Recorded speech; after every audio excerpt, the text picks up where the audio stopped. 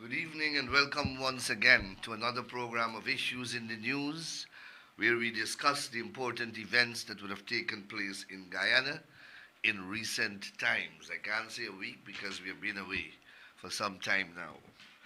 I want to welcome all of you to this program. I want to welcome our viewers who are joining us on television from region number 5 and region number 6. Welcome to another program of Issues in the News. To our listeners who are joining us on Freedom Radio from Georgetown, Rob Street, Georgetown, welcome to another program of Issues in the News. And most importantly, to the tens of thousands of you who are joining us on Facebook Live right across the length and breadth of Guyana, the Caribbean, North America, Europe, Asia, and beyond. Welcome. Welcome to another program of Issues in the News. I see you're already on, and I see many comments. I want to thank you very much for your patience. I know that I have not been on the program for several weeks now, largely due to the elections campaign prior to September the 1st, and then after September the 1st, I decided to wait until the government settles in before I resume my engagements with you. I read on a regular basis all of your sentiments. I read all your requests for me to resume the program, and we are here now. I could have been here last week, but as you know, I was overseas on government business. So once again, thank you very much for your patience, thank you for your understanding, and thank you for your tremendous, unwavering, and strenuous support that you have extended to this program over the past decades and, of course, in recent times. Sanita Lal, Dave Geer, Penny Bascom, Mahendra Prasad, Nordine Khan, George Sitaram, and all of you, welcome. I am back. We are back, and we will continue this important discourse over the next few weeks, months, and years. So, although it may be a little belated, permit me to thank all supporters, members, leaders, well-wishers, and in particular, the electorate of Guyana for voting resoundingly for the People's Progressive Party Civic and for returning that party to another term in government, to continue the transformational work which we commenced or recommenced in August 2020. I want to congratulate His Excellency President Dr. Mohamed Irfan Ali on his second term in office. I want to congratulate all my colleagues, members of cabinet who were reappointed, and I want to congratulate the new ones who were appointed for the first time. I wish the cabinet and I wish the government of Guyana all the best going forward, and hopefully we are able to deliver on all the promises we have made once again, so that we are able to persuade you come 2030 or 2031 that we deserve another term in office. So I'm happy that I've gotten that out of the way. We are now ready to proceed with the program. So as many of you may know or may have known, hearings in the Smart City Solutions Holding Inc. and Guyana, the arbitration proceedings in relation to the parking meter or parking meters project that are being conducted at the International Center for Settlement of Investment Dispute, ICSID. The hearings into those proceedings commenced on Monday, September the 29th, and concluded on Saturday, October the 4th, at the International Arbitration Center of Paris. Yours truly led Guyana's delegation at those hearings. The hearings included the testimony of several witnesses, fact witnesses, as well as expert witnesses from both sides. It included the examination in chief of these witnesses, as well as the evidence adduced from them through cross-examination. After that process was concluded, then both sides were invited to make their closing arguments. Of course, both sides presented their respective line of witnesses. And upon the conclusion of the adducement of evidence, the tribunal then invited the legal team from both sides to present their closing arguments. That was done Saturday, and the tribunal has reserved its decision for a date to be announced. Of course, the parties will be informed in due course of that date, and that date obviously will be made public so that the public continues to be updated on this important matter.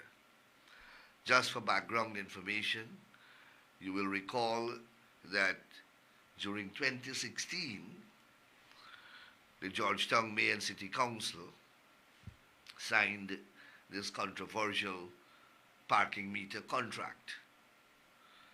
The APNU AFC was the government of the day, and widespread protest actions erupted in Georgetown. As a result, the project was suspended, and eventually the investor, Smart City Solutions, terminated their operations in Guyana and then filed proceedings at this ICSID arbitration seeking compensation against the state of Guyana in the sum of 100 million US dollars.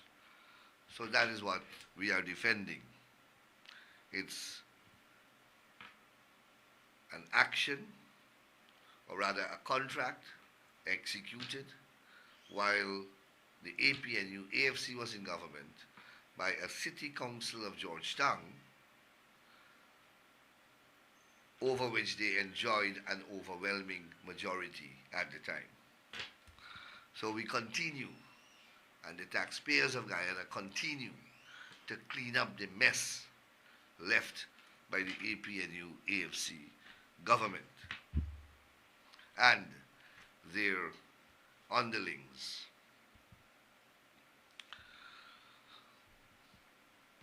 Well, the most sensational news that have gripped Guyana is the indictment that has been laid against Azruddin Mohammed and Nazar Mohammed.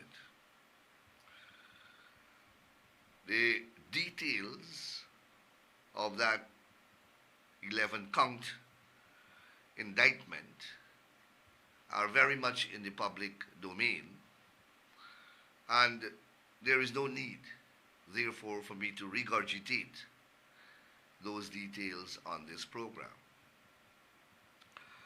No one ought to be surprised that these indictments were laid. They were long in the pipeline. The OFAC sanctions sent the first signal, but internally, work was ongoing. The next step is for the government of the United States of America to request of the government of Guyana the extradition of the two persons who are in Guyana and who are the subject of the indictment. This process, which will be embarked upon, is a legal one, and it's contained in an extradition framework between the government of the United States and the government of Guyana, or rather, the state of the United States and the sovereign Republic of Guyana. The framework is captured in two main instruments: a treaty which dates back to 1924 between the United Kingdom and the United States, and a piece of legislation known as the Fugitive Offenders Act, which was amended as recently as 2024. Extradition between Guyana, now Guyana, and the United States is not of recent vintage. As I said, it dates back to over a century ago, long before the nation state of Guyana was born. When we were a colony of the United Kingdom, it existed in the form of the Fugitive Offenders Act of 1881. It was an applied act of the United Kingdom's Parliament that applied directly to Guyana because we were a colony of Great Britain. And that's how the colonial legal system worked. And then it was enhanced by a treaty executed between Great Britain and the United States of America in 1924. That's almost exactly 100 years ago. So you have an 1881 legislation and a 1924 treaty. So you're speaking about 150 years of extradition relationship between what is now Guyana and the United States of America.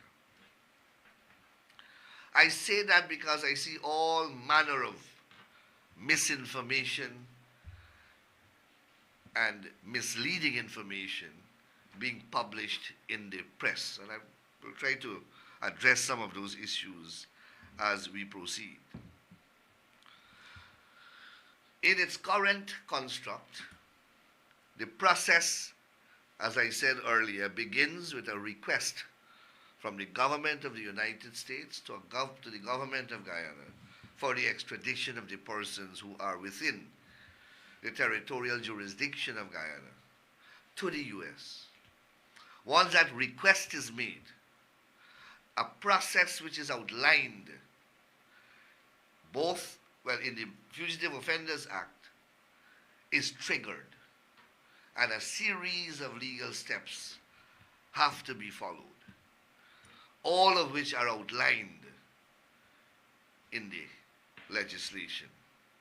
The types of offenses for which extradition exists are contained in the treaty dating back to 1924.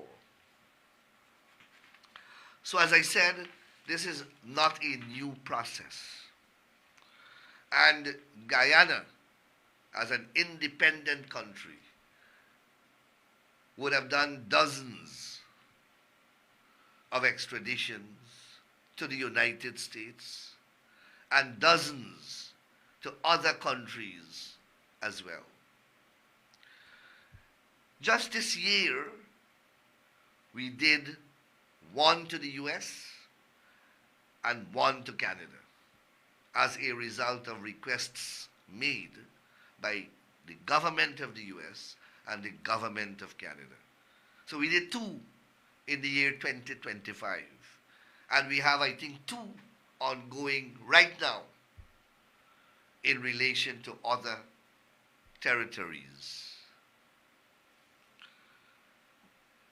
So there is nothing new or novel about extradition and extradition processes.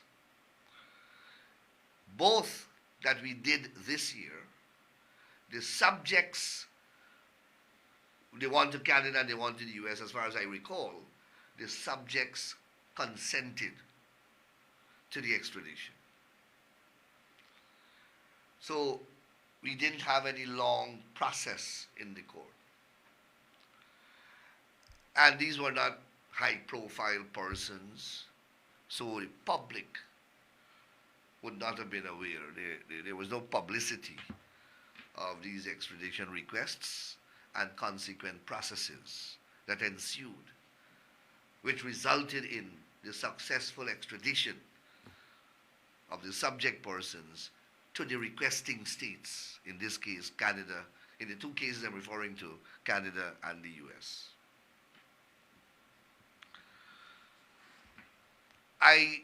In Guyana's independent history at least, I know of no request for extradition that has been refused by any government of Guyana.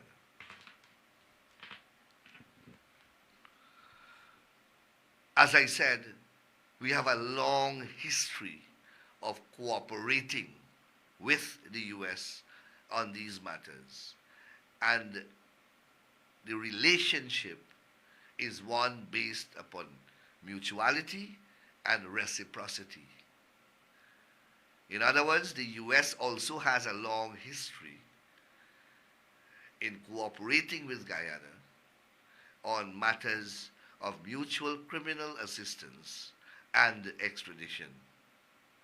So it is a relationship that has evolved and has matured and is quite harmonious and diligent and efficient and has so developed over the years. Guyana has made it very clear that it is ready, willing, and the most able to diligently discharge its legal duties and obligations under the current extradition framework that exists with the United States of America in relation to this matter. And we remain committed to that course. At this point in time, we are awaiting the request. Once the request is received, then the requisite legal process will unfold in accordance with the procedure set out in the law. Against that backdrop, and in those circumstances, it is obviously nonsensical for anyone to contend that these processes or this process is being motivated by some political agenda, is inspired by some political incentive, or is in any manner whatsoever tainted by politics or some other irrelevant consideration.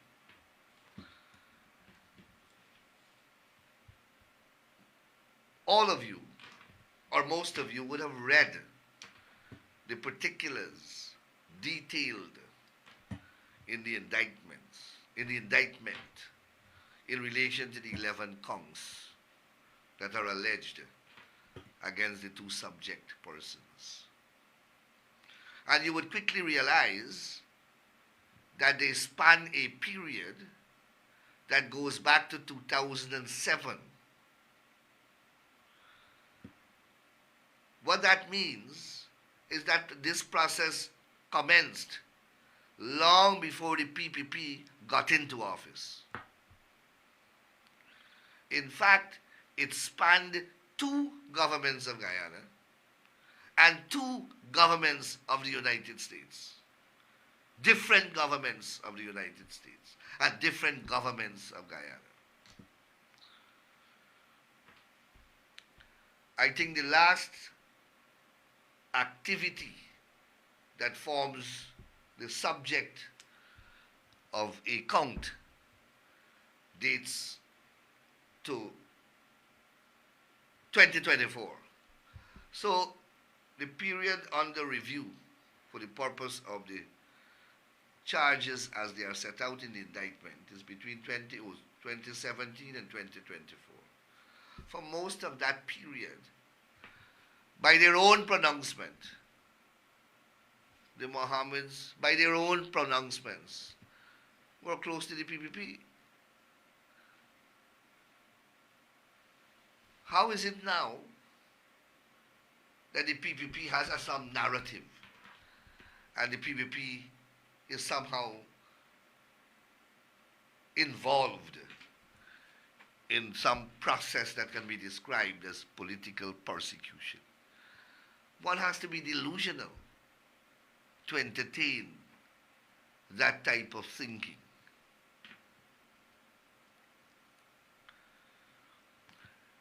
To conceive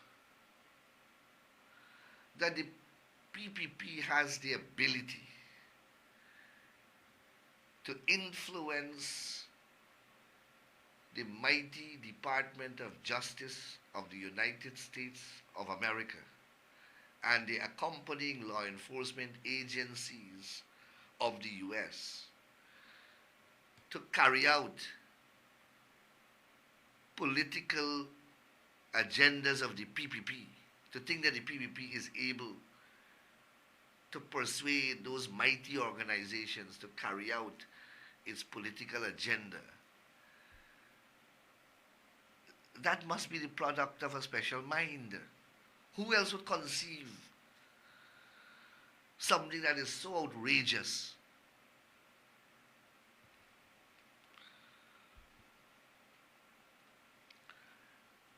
So that is what you're dealing with here. But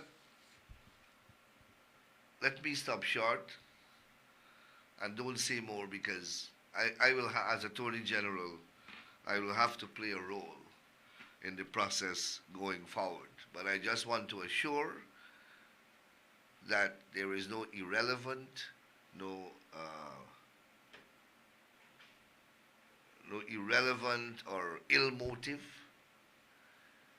in any form or fashion that is tainting or that has tainted this process.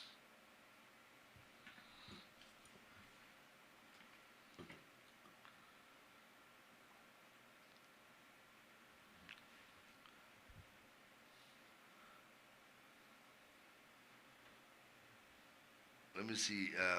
I'm looking at your comments.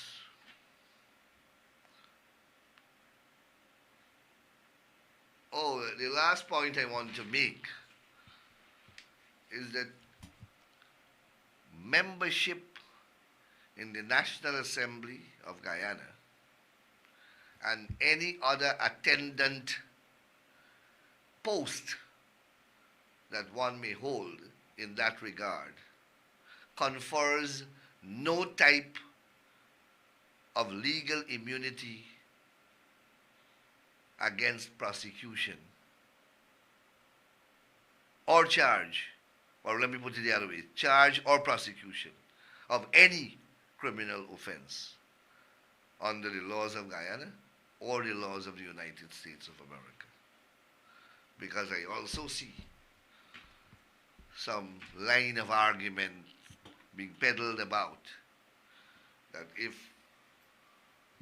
persons assume seats in the parliament or becomes a particular office holder within the parliamentary structure, somehow that will defeat any intended criminal legal processes, or will cloak one with immunity, or cloak that person with immunity. Those are fictions. The law doesn't confer any type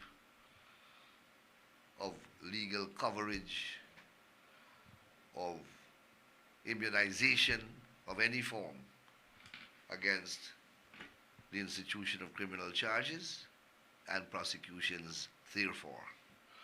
So I hope that that is very clear. By now you also would have heard that Guyana has managed to secure from the Council of Legal Education a law school to be constructed here in Guyana, which will form part of the Council's current complement of law schools, adding to the law school in Bahamas, the law school in Trinidad, and the law school in Jamaica. This is a significant accomplishment for Guyana. And Guyana has been pursuing this objective since 1995, when it was first proposed at a heads of government meeting by President Dr. Cherry Jagan, and put before the Council of Legal Education by Guyana's Attorney General at the time, the late Mr. Bernard de Santos. So this dream of establishing a law school in Guyana has been in the pipeline since 1995, 3 decades. And we have managed, and it has been on the agenda for 3 decades. When we took office in 2020, His Excellency the President, Dr. Mohammed Irfan Ali, at one of our cabinet meetings, and as part of the government's quest to make Guyana an education destination of the Caribbean, one of the initiatives with which I was tasked was to go to the council and negotiate the conclusion of a decision pending 35 years now to establish a law school in Guyana that would be run under the authority, supervision, and auspices of the Council of Legal Education. And that I was able to do with the help of some outstanding persons who are part of that council, from Guyana and from outside of Guyana. Kamal Ramkaran, President of the Bar, President of the Guyana Bar Association, he sits on the council. Ted Eusti has sat on the council before and is also sitting on the council as, I believe, Vice President of the Bar. You had Chancellor Acting Yonette Cummings. You had before her Acting Chancellor Carl Singh. You had um, different members of the Bar Council attending these meetings.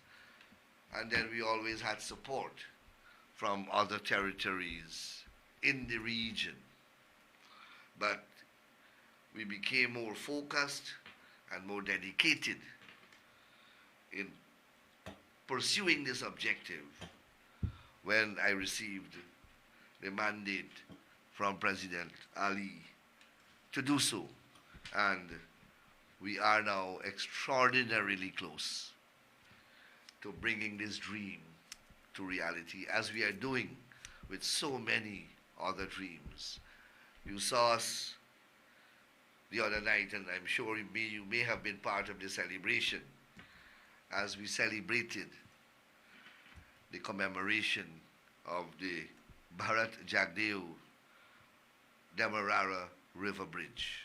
And I'll speak about that a little later. And the honoring of Vice President Jagdeo appropriately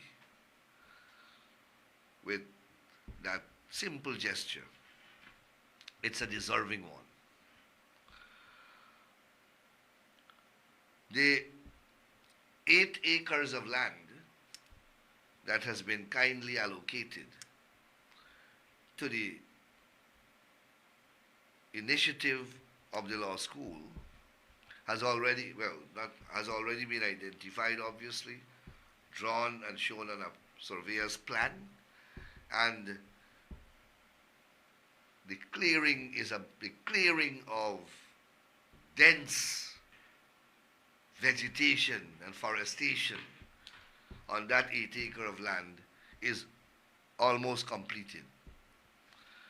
Within the next few days, I will share with you on Facebook some photographs.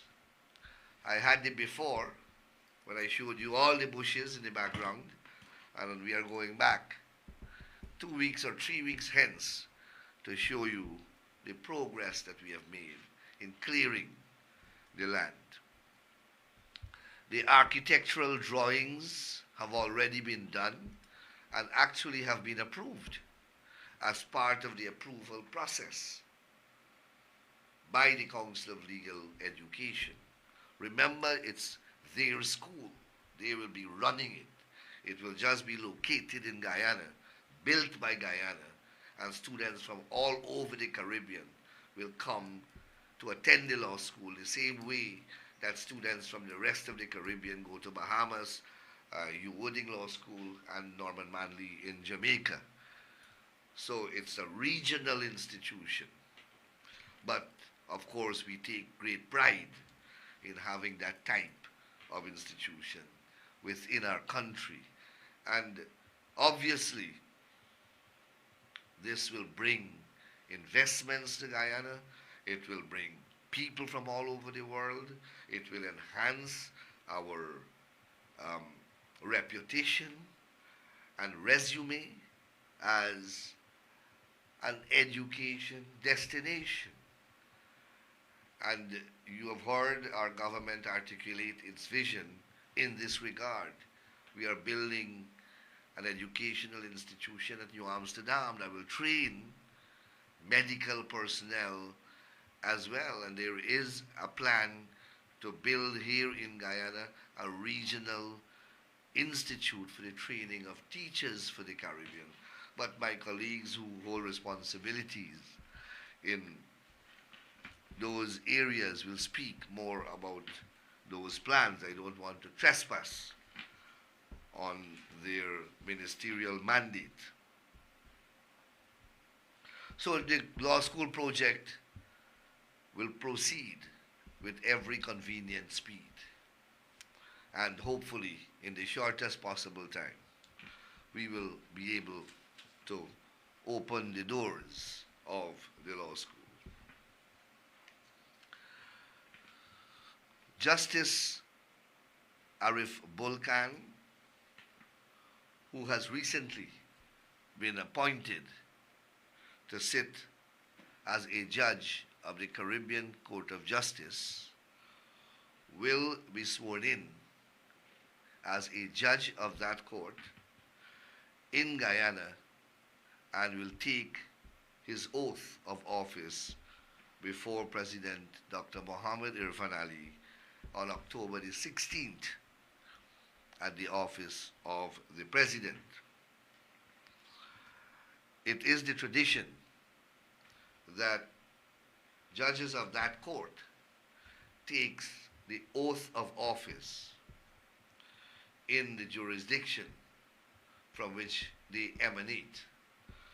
So Justice Volcan is a Guyanese, and we are proud of him, and I have expressed my congratulations to him when he was appointed, and he will take the oath of office in the country of his birth and before the head of state of the country of his birth, as is provided for in the relevant statutory instruments. Another issue that has raised some public concern is the Constitutional Reform Commission. Now, the Constitution Reform Commission, as all of you may know, consists of 10 members of the government, the government, and the parliamentary opposition in the National Assembly. 5 from the government and 5 from, if I am to follow the letter and spirit of the Act, 5 coming from the APNU AFC, I think 4 from the APNU AFC, and 1, I believe, from the other party in the parliament at the time.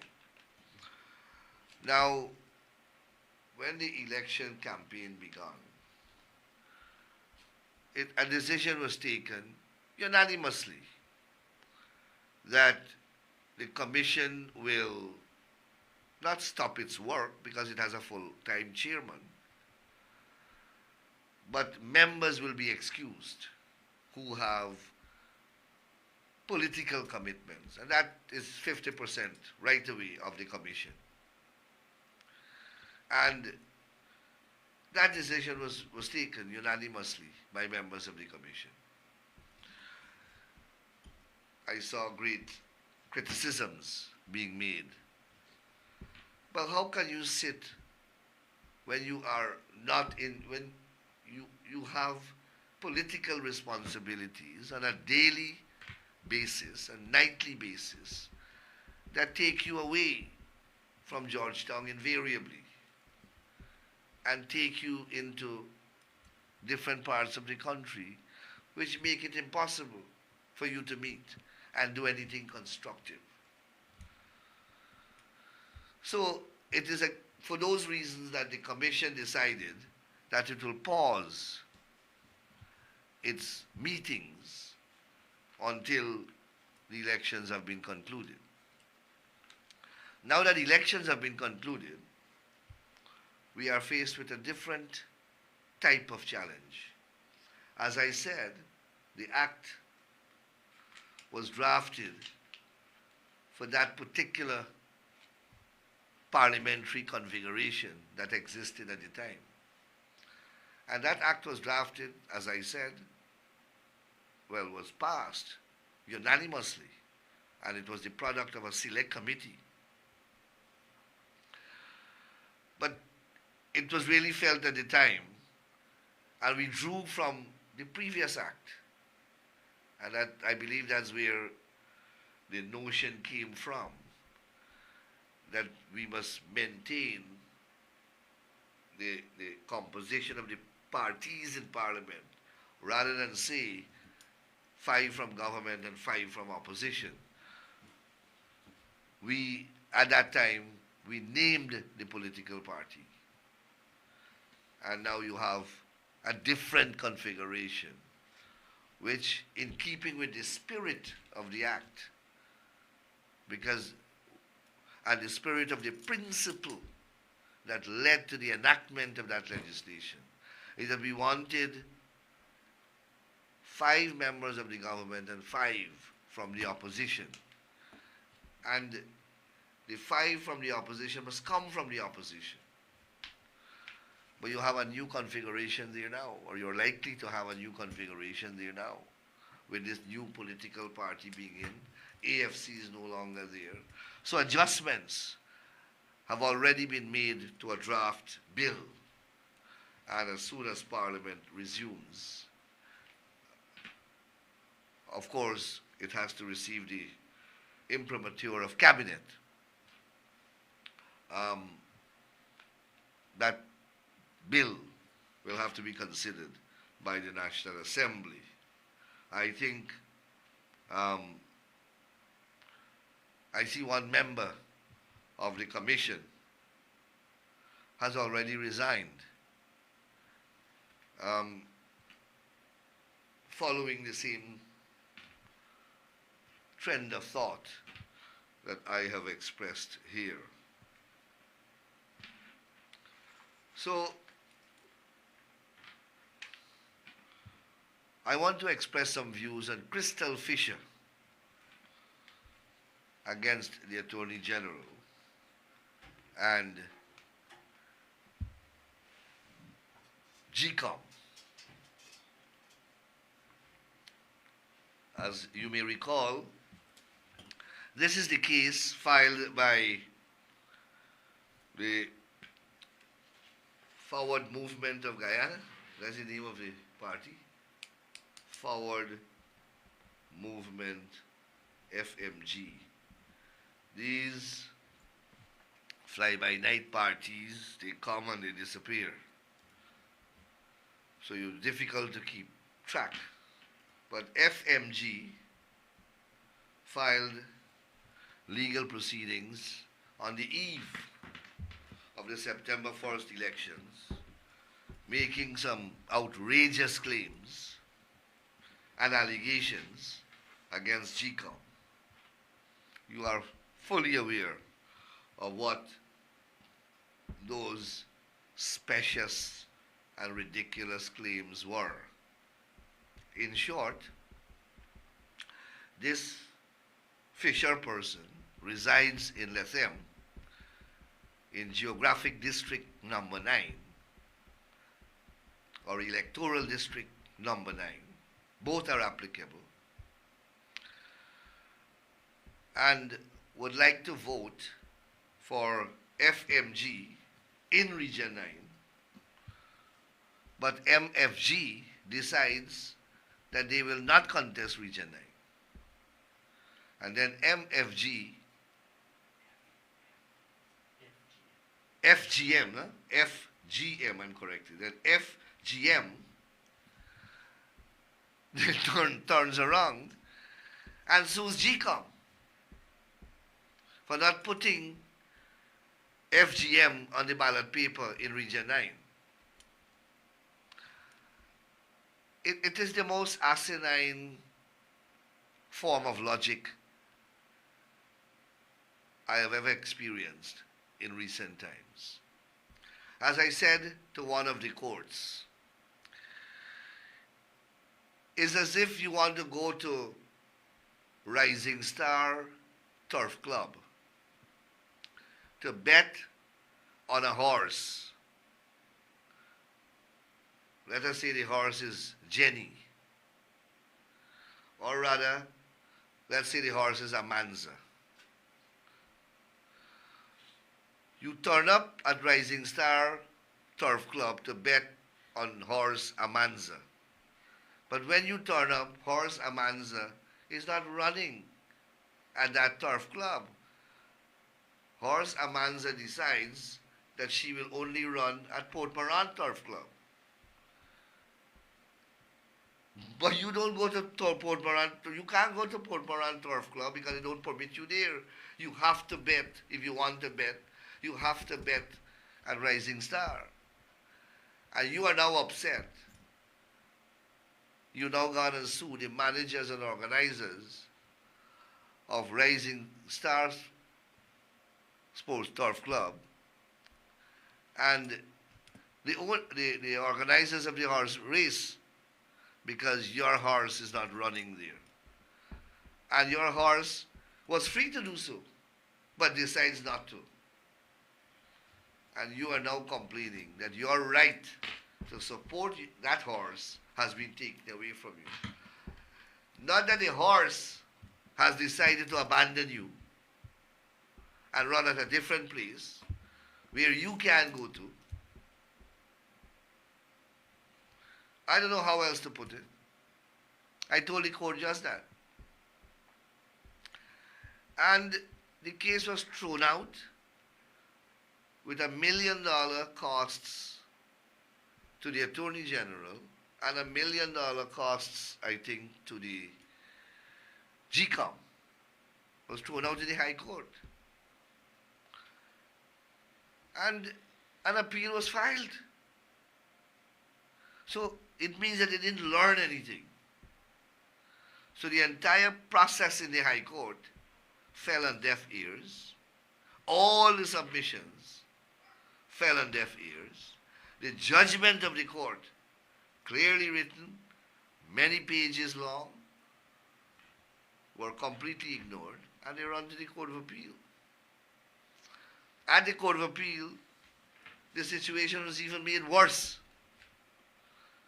because you have 3 judges there now, and experienced judges, judges that have heard political cases of this type many times, in particular during the 2020 election debacle. You had Chief Justice George, who was acting Chancellor. You had Justice of Appeal Rishi Prasad and Justice of Appeal Naresh Hardanan, 3 experienced judges in this area of the law. And they couldn't answer sensibly any of the questions that the court was asking. They can't present any anyhow. In the end, the appeal was dismissed, and they have $2 more million costs to pay to each respondent. So Miss Crystal Fisher, I don't know who this person is. The person never attended court. At least I didn't see the person attending court. But this poor person is saddled with, I think, $4 million in costs now, which has to be paid during the month of November. And we are, at least speaking for the Attorney General, I can't speak for GCOM, we will be pursuing these costs. We will be pursuing these costs. And I'm happy that the court is exercising its cost awarding powers appropriately. It's years I've been asking for high costs when the court processes are being abused and legal frivolities and trivialities are packaged as legal proceedings, wasting judicial time and resources and wasting the time of lawyers on the other side. I've been arguing for this regime of costs for a long time now, and I'm happy that we are getting to the place where we should be. The sad thing, though, is that I've heard members of the party, this FGM party, expressing great disappointment and disquiet over the ruling of the Court of Appeal. So they have not learned still. I don't know what else you need to do. rather than express some degree of contrition and move on. I saw some blistering criticisms against the court and the judiciary for the approach taken. You want the court and the judiciary to give effect to the nonsensical utterances that you make in the court and you scribe on paper? Thank God people of this ilk and mentality are nowhere close to government, either in the judicial arm or in the executive arm. One seat in parliament, and we will be able to demonstrate to the populace your mentality. And perhaps that's the highest you should go. People of that mentality. And I say so with the greatest of respect. You see, you get an opportunity to demonstrate to the public from a different vantage point the mentality of these people. When they are in the parliament, they use political coverage. They use ethnicity. They use all types of sentiments to disguise the ignorance. And they say anything and it passes because people give them political coverage. You know, they belong to a particular party that people support in bloc. So the unadulterated ignorance is past, it's excused because the veneer of politics covers it. So they say the most ridiculous things and people accept it because it comes from their political party. But when you move them out and you put them in a different scenario, then you see the same equivalence and hope people are making the analogy. You heard how ridiculous the arguments were? This person is not contesting the elections. You know, in Guyana you have 10 elections, 10 geographic elections in the 10 geographic regions. I'm not talking about the RDC. One day I'll sit down and explain this thing. The 65 members of the National Assembly come from 10 geographic elections that are being held. 25 of those seats come from the 10 geographic regions, and 40 comes from votes, again from those 10 regions. But there is a different method of calculating. But all the seats come from the 10 regions. You cannot get a seat anywhere unless you contest in that region. You can't contest the elections. Nobody can vote for you, in that constituency unless you are on that ballot paper.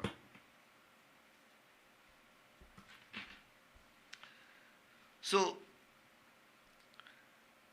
I will have to do a more prolonged presentation when I have more time to explain how the political system works. And then you may be able to understand what the argument that these people are advancing and how outrageous, I can't find another word, the arguments were.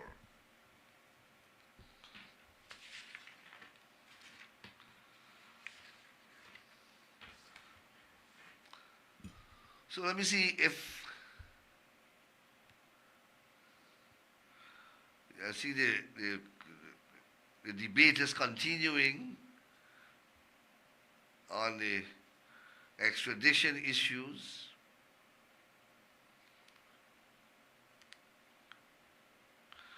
Well, if I may go back to that issue, when we were speaking about it,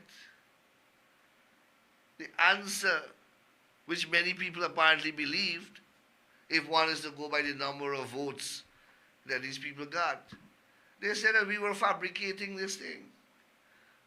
The PPP was, and they continue to say so. Although the grand jury has accepted the indictment. So I don't understand the level of delusion that is pervading in this society. When we first said this thing, they said it's a fiction, that we concocted and fabricated this thing, and that this whole plot was hatched, I don't know, perhaps at Freedom House. And today, look at where we are. And we have a lot of actions now that will unfold in the next couple of days and weeks. Anyhow, my operator is signaling to me that we have reached program time now. I want to thank you very much for spending the past hour with me. I think we have done a good job now heating up back. And we will continue to build on the tempo next Tuesday. I will return and we will continue this discourse. Hopefully I have an update on these matters that we have discussed today. But more importantly, certainly I will have a lot to say on some other matters which have gone but are important enough for us to revisit and for us to discuss so that we clarify whatever ambiguities and whatever doubts exist on these matters. I always say I try as far as possible to make this program educational. I will admit it has a heavy political content, and that is by design. But I also try to do an admixture of politics and law and, information that is important for us to understand the realities of the society in which we live and in which we operate and function. So thank you very much once again, and please enjoy the rest of tonight. Take care, and I will see you again next Tuesday as we resume issues in the news. Thank you, take care, and may God bless you.